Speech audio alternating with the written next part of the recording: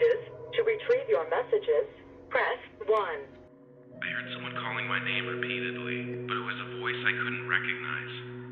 I opened my eyes and looked around. I was on a hospital bed, circled by nurses. Mr. Johnson? Mr. Johnson, you finally woke up. I can see that the effects of the drugs are wearing off, and you're finally getting better now. We just have some more tests to run, and we can discharge you tomorrow, said the nurse. The hospital smell was almost insufferable, and all the loud noises were making me confused and agitated. I couldn't remember how I ended up in the hospital. I couldn't remember anything, really. The nurse looked at me with kindness and continued talking. Don't worry, your memory will slowly come back. You just have to go home and rest. A difficult time might come, but if you need psychological support, we're here to recommend you the best. Again, we're sorry for your loss, and we all hope that you'll be fine. All the needed tests were done, so I was discharged the day after. I was standing in front of a house, confused about everything around me. I didn't know whose house this was and why I was brought to it. I unlocked the door and entered the house. Everything I saw didn't remind me of anything specific, but I had a familiar feeling inside the house.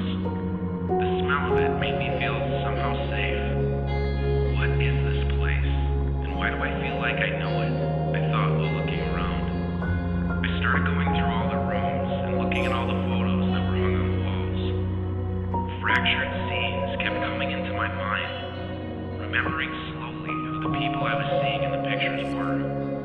I felt like my head was about to explode from all the images that were rolling inside my head. I was trying to put everything together so I could understand how the story went. The memories that I got back were not the best.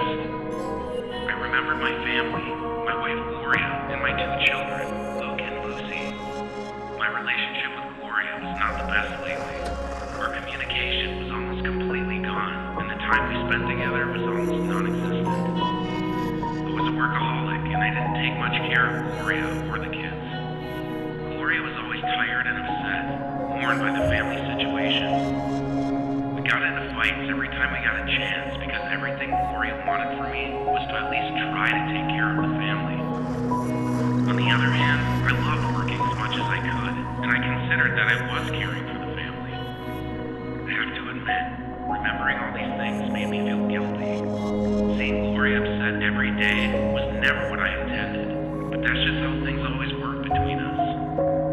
I didn't only have a bad relationship with my wife, but also with my son.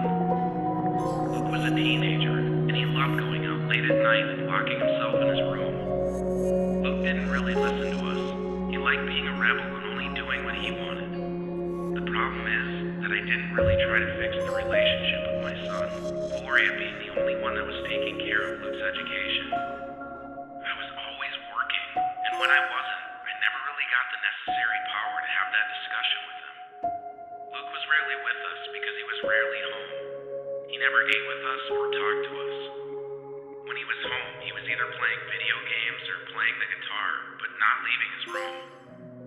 I always put this behavior on the fact that he was a teenager, but now that I'm thinking about it, this was something that needed to be talked about.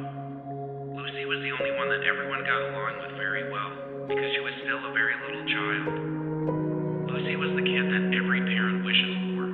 She rarely cries or complains about anything. Always happy and smiling, Lucy was the only one that made Gloria feel better.